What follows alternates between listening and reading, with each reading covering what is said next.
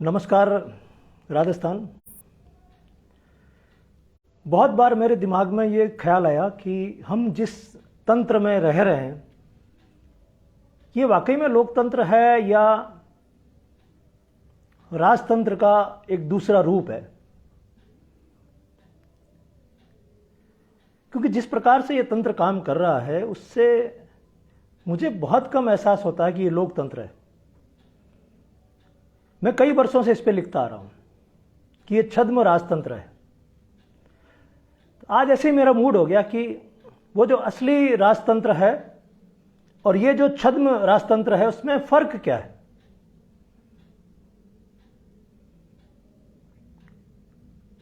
तो उस फर्क से हम कुछ चीजें समझ सकते हैं कि हम 70-75 साल में कहां तक पहुंचे।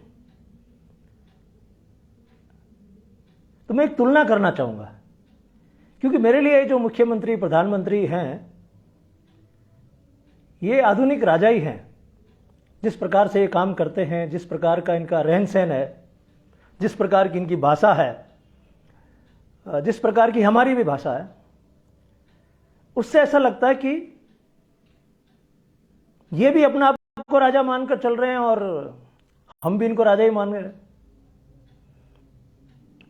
तो एक हेल्दी एनालिसिस, एक कंपैरिजन मैं करना चाहूंगा आपके सामने। उसके बाद आप अपना मत प्रकट करना, आपको ये बात कैसी लगी और हमारे इस तंत्र में कितने सुधार की गुंजाइश है, जिसको अभिनव राजस्थान पार्टी हमेशा कहती रहती है कि असली लोकतंत्र लाया जाए। मैं डॉक्टर अशोक चौधरी अभिनव राजस्थान पार्टी से हूं और आज असली राजतंत्र और ये नकली राजतंत्र जिसे हम लोकतंत्र कहते हैं उसकी तुलना लेकर आपके सामने आया।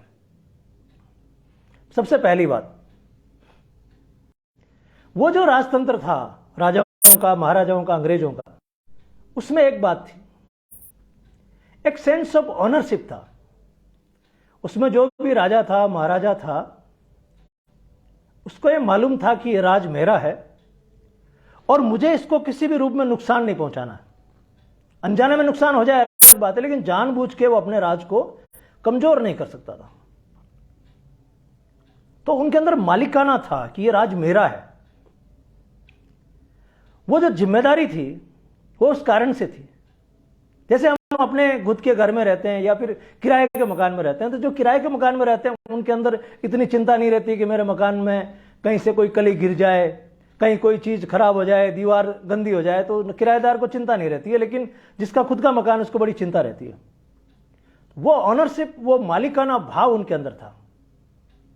और ये जो हमारे छद्म महाराजा हैं जिनके मैंने यहां नाम लिखे हैं, महाराजा अशोक गहलोत, महाराजा नरेंद्र मोदी, इनके अंदर वो भाव नहीं है, ऑनरशिप वाला भाव नहीं है।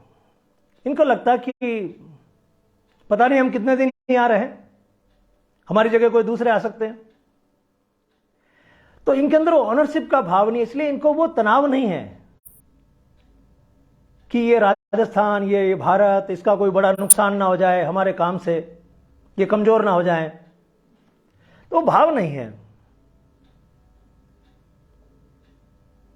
और कॉन्स्टिट्यूशन में, संविधान में लिख दिया कि राज तो जनता का है, और जनता में भी वो भाव नहीं है कि राज हमारा है।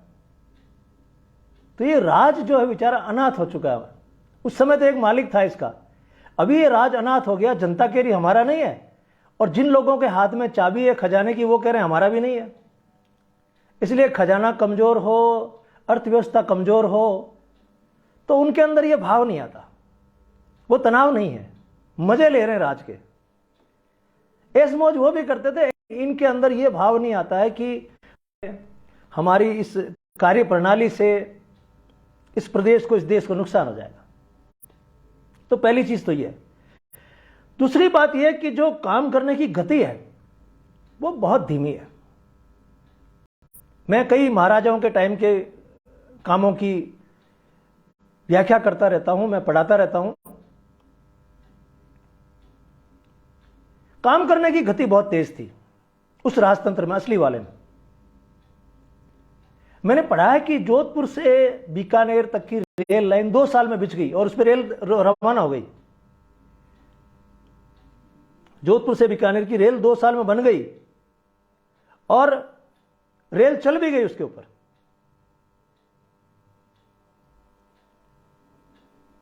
ये गंगा नहर जो है ये इतनी टाइम से बनी, 5-7 साल के अंदर इसको बना के इन्होंने खड़ा कर दिया। पंजाब से पानी लेकर आ गए गंगानगर में।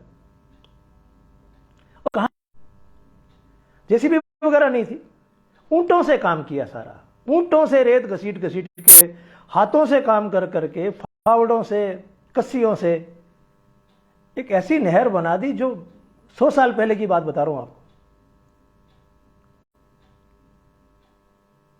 अब सोचो, अब ये तो सामने दिख रही है जोधपुर में और बीकानेर में, कई बांध बना दिए, कई परियोजनाएं बना दी जिनका चूना आज भी नहीं टूटता है।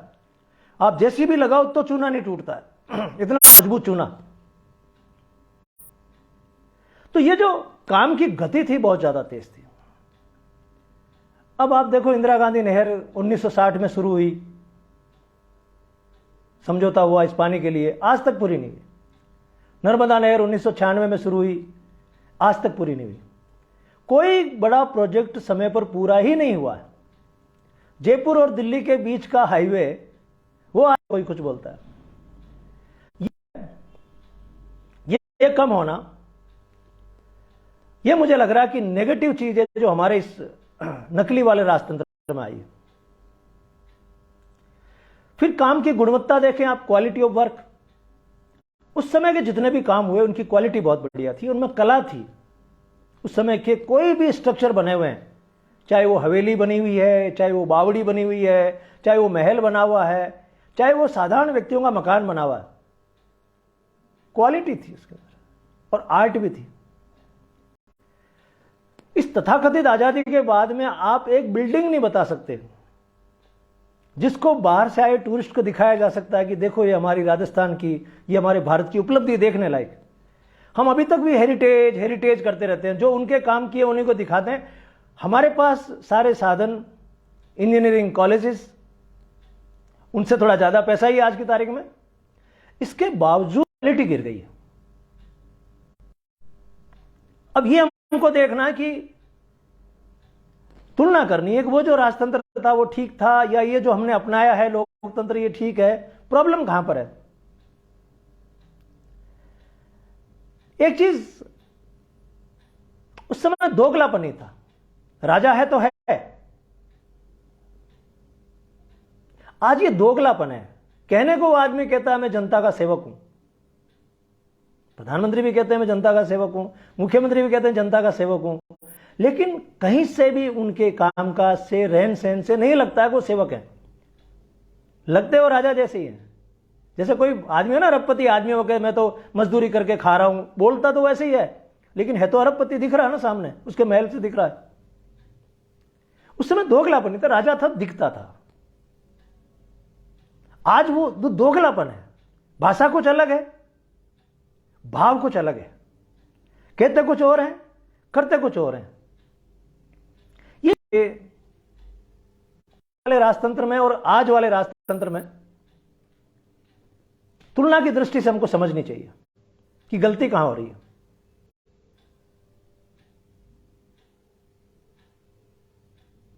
फिर उनके टाइम में कम्युनिकेशन अच्छा था।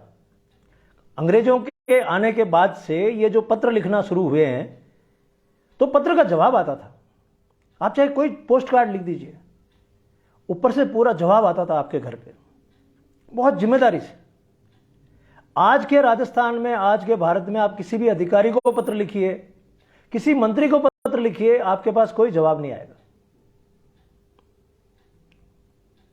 आप सोचो इनका कम्युनिकेशन किस तरह का है। हम बार बार दोष देते हैं उस सिस्टम को, वो सिस्टम ऐसा था, लेकिन आज इस सिस्टम की उसकी तुलना करिए, उसके कंपैरिजन में सिस्टम कितना बेकार लगता है। कारण क्या है? जनता में लोकतंत्र के, इसके कारण।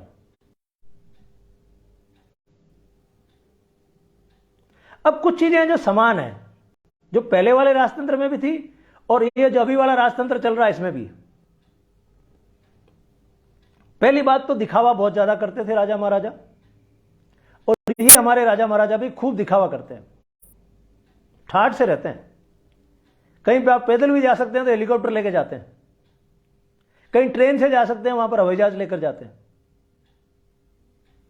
ये कभी नहीं सोचते कि ये जो हमारे पास पैसा है, हमारे पास जो सुविधा है, इसका उपयोग मितव्ययिता से करें। जनता का पैसा है, ऐसे नहीं उड़ाएं दिन रात। आप एक दिन में हवाई जहाज उड़ाते, उसका कितना खर्चा होता है, और उससे हो क्या गया? आपके हवाई जहाज लेके भाग के जाने से क्या परिवर्तन आ गया? तो ये जो दिखावा है सेम, और बल्कि उनसे ज्यादा है। मैं तो एक दिन स्टैच्यू सर्कल पे खड़ा था और 3 घंटे तक ट्रैफिक रोका हुआ था। मैंने पूछा उनको, पुलिस के लोगों को, क्यों रोक रखा? बोले सीएम विजिट है, यही सीएम रहते हैं पास में और ये स्टैच्यू सर्कल है, काहे को ट्रैफिक रोक रखा है, काहे को पुलिस को लंबा चौड़ा लगा रखा है? 2-3 गाड़ी में सीएम इधर से उधर आ जाए, चला जाए। और हमारे सीएम तो गांधीवादी और कहते हैं अपने आप को। तो मैं वहां खड़ा था स्टैच्यू सर्कल पे, और मैंने वहां जय सिंह जी का स्टैच्यू देखा।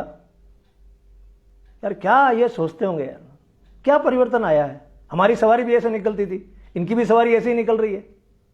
उनकी तो कोई साल में 1-2 बार निकलती थी, ये तो रोज निकल जाते हैं। फिर जो जनता का शोषण है उस समय भी होता था, जिससे दुखी होके हम लोगों ने सोचा कि इस शोषण की व्यवस्था से मुक्ति मिल जाए और हमारा अपना शासन स्थापित हो जाए। लेकिन दोस्तों, आज भी गांव से लेकर दिल्ली तक सरकार नाम की किसी भी चिड़िया के पास आप चले जाइए, शोषण जारी है। तो क्या बदला? भगत सिंह कहते थे ना, हमको आजादी इनसे नहीं चाहिए, हमको आजादी चाहिए शोषण से। वो तो मिली नहीं, उसका कोई सेंस हुआ ही नहीं। जब किसी भी सरकारी दफ्तर में बिना पैसे दिए आपका काम नहीं होता है, आप सही हो तो भी आपको परेशान किया जाता है। ऐसा तो उस समय भी नहीं था यार। अगर आप सही हैं तो लोगों के सामने लाके और न्याय व्यय तुरंत हो जाता था। अब तो उसकी भी उम्मीद नहीं है। इतनी लंबी न्याय व्यवस्था है कि आपको खुद को सही साबित करने में वर्षों लग जाते हैं। फिर जो गुलामी की भावना उस समय थी, आज एग्जैक्टली वैसी की वैसी है।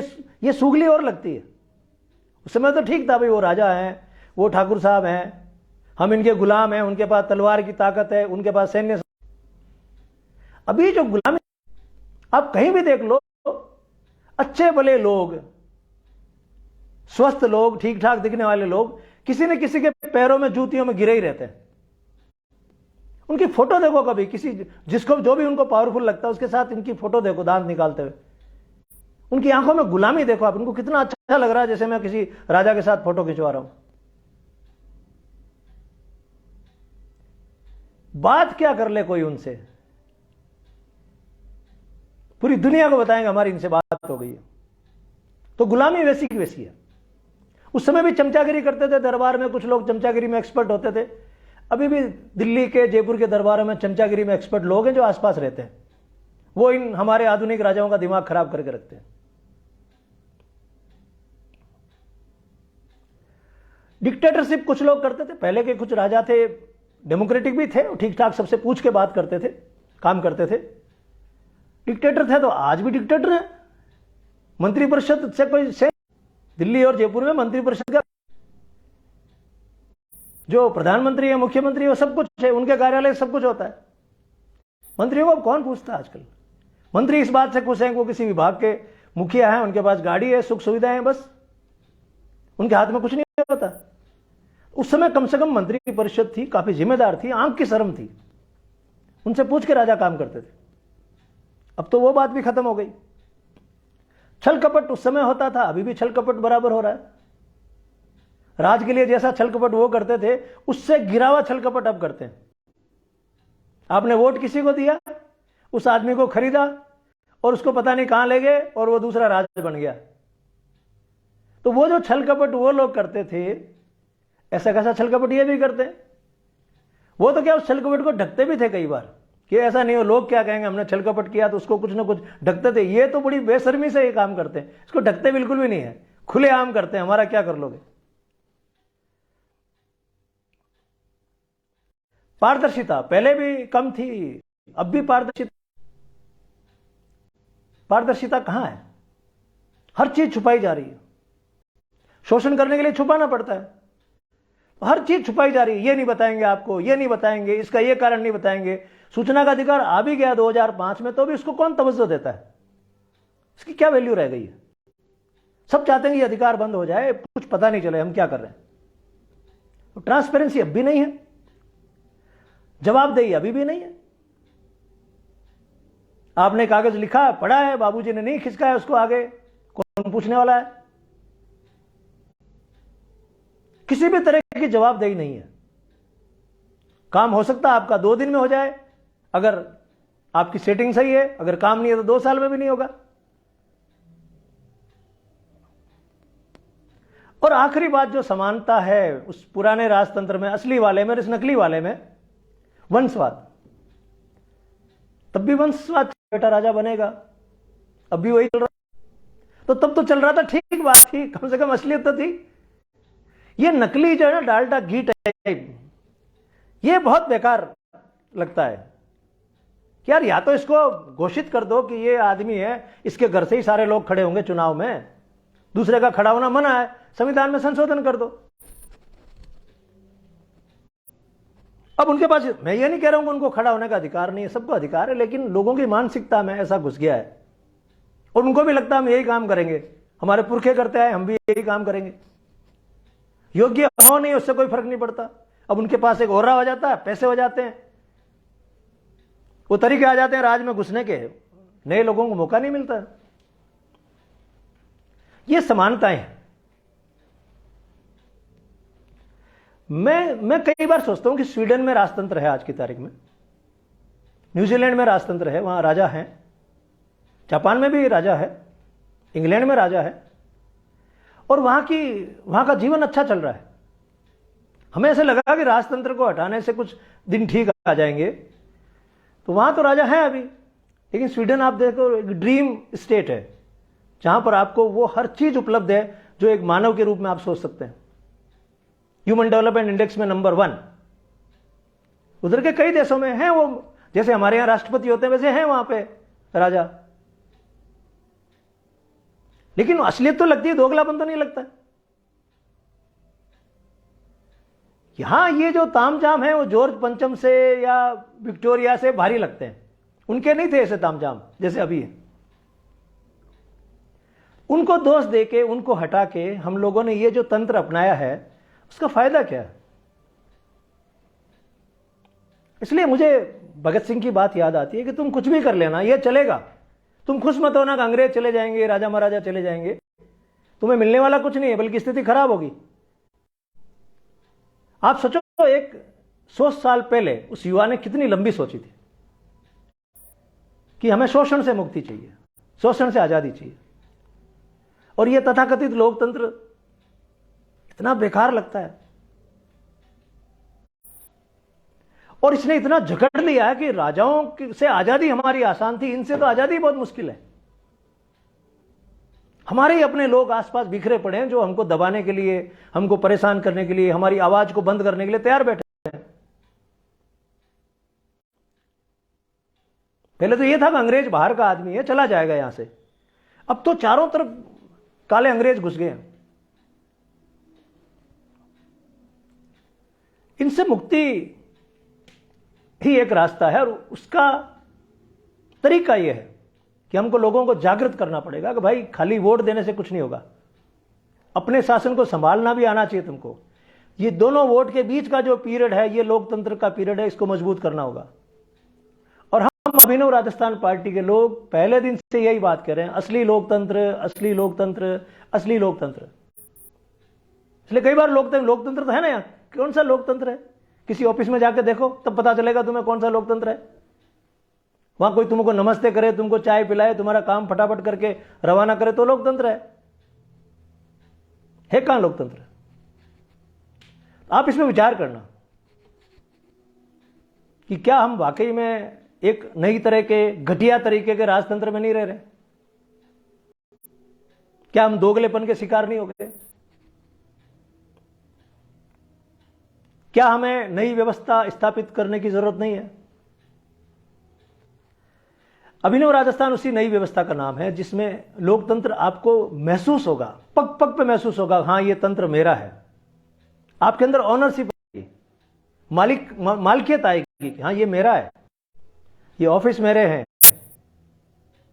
ये अस्पताल मेरे हैं, ये पुलिस थाना मेरा है, ये पंचायत मेरी है। आपके अंदर आएगा ये मेरा है, ये भाव लाना। अभिनव राजस्थान का लक्ष्य यही है। लेकिन ये भाषा बड़ी अलग तरह की है, इसलिए हर किसी को समझ में नहीं आती। मीडिया जो है जिसका काम था कि लोकतंत्र को मजबूत करना, वो कह रहा है यहां पर गहलोत का राज है, बीजेपी का राज है, कभी कांग्रेस का राज है, कभी मोदी का राज है। वो ऐसी भाषा बोल रहा है। गहलोत सरकार बोला जाता है, यहां पे वसुंधरा सरकार बोला जाता है। वो भाव देता है बार बार का, नहीं तुम जियो उसी में, ये तुम्हारे नए महाराजा महारानी है। बस कहीं नहीं लिखा है, कॉन्स्टिट्यूशन में कहीं नहीं लिखा है कि किसी फलाने व्यक्ति का राज होगा, फलाने व्यक्ति की सरकार है, ये बीजेपी सरकार, ये कांग्रेस सरकार, कहीं नहीं लिखा है। जनता की सरकार है, भारत की सरकार है, राजस्थान की सरकार है। इसके अलावा जो भी भाषा बोली तांत्रिक है, अनडेमोक्रेटिक है। लेकिन जबान गुलामी नसों में घुसी हुई है, इसलिए उनको बड़ी मजेदार वो बात लगती है उनको कि बस ये राजा है, इसकी गुलामी कर लूं मैं, आगे पीछे घूम लूं इसके, और मेरा जीवन कैसे करके चल जाए। बस हम उससे बाहर लेकर आएंगे। काम टेढ़ा है लेकिन हम ये काम कर देंगे। 23 मार्च को जोधपुर में पधारना। भगत सिंह, राजगुरु और सुखदेव का बलिदान दिवस है। हमें उनको याद करना, बहुत बड़ी संख्या में उनको याद करना है, और संकल्प लेना है कि वो जो उन्होंने सोचा था उस रास्ते पर इस तंत्र को लेकर आएंगे। तरीका हमारा बड़ा डेमोक्रेटिक है, बहुत अहिंसात्मक है, सकारात्मक है। क्योंकि अभी सारी व्यवस्था छिन्न भिन्न हो गई है। आप सब समझते हैं, सब कुछ छिन्न भिन्न हो चुका है। अब ऐसे में वापस वो फसल उगानी, इस जमीन को समतल करके, जमीन को फिर से उपजाऊ बना के, फिर इसमें लोकतंत्र के बीज डालने। मैंने बहुत टेढ़ा काम हाथ में लिया, लेकिन मुझे गर्व है कि मैंने ये काम हाथ में लिया और मैं ये काम करके रहूंगा। 23 मार्च को पधारना आप जोधपुर। भगत सिंह को श्रद्धांजलि देंगे, संकल्प लेंगे। और हमारा रास्ता वैसा नहीं हमें कोई बम फोड़ने या हमको रास्ते रोकने। काम वही है, उद्देश्य भगत सिंह वाला, लेकिन करना गांधीवादी तरीके से। दोनों को हम बड़े हमारे आदर्श मानते हैं, गांधी जी को, भगत सिंह जी को, सुभाष चंद्र बोस को, बाबा अंबेडकर को। उद्देश्य सभी का एक था, हमें उस उद्देश्य पे पहुंचना, आज के परिप्रेक्ष्य में पहुंचना है। उस समय की स्थितियां अलग थी, आज की अलग है, लेकिन पहुंचना जरूर है। तभी तो उन आत्माओं को श्रद्धांजलि दी जाएगी। ये टॉपिक एकदम अजीब सा था, पर मुझे लगा कि मेरे को आपके सामने रखना चाहिए, तो मैंने आपके सामने रखा। अब तो इसको शेयर कीजिएगा, बाद में आपके सामने आ जाए तो आगे बढ़ाइएगा, अपनी खुद की व्याख्या लिखिएगा। ज्यादा नकारात्मक होने की जरूरत नहीं। मैंने विश्लेषण किया है, मैंने केवल विश्लेषण किया है कि एक सिस्टम को छोड़ के आप नए सिस्टम में आते हैं तो कहीं ऐसा तो नहीं होगा आप बेकार सिस्टम में घुस गए या वो सिस्टम आपको चलाना नहीं आया। तो मैं ये मानता हूं कि सिस्टम अच्छा है, डेमोक्रेसी अच्छी है, लेकिन हमको चलाना नहीं आया, इसलिए हम पहले वाले सिस्टम को इसमें घुसा बैठे और भद्दा और लगता है।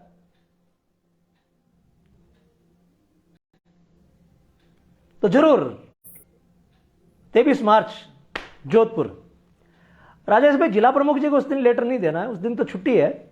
उस दिन हमें इकट्ठे होके एक नया संकल्प लेना, अच्छे ढंग से लेना है और हमारी आंखों में विश्वास भरना है कि हां, हम भगत सिंह के सपनों को पूरा करेंगे और उसकी एक रणनीति पे काम करना। तो आप सब लोग पता उस दिन याद रखे, मैं बार बार और आपको बताता रहूंगा, जगह समय वो आपको बता देंगे। खूब शुभकामनाएं। डॉक्टर अशोक चौधरी, अभिनव राजस्थान पार्टी से।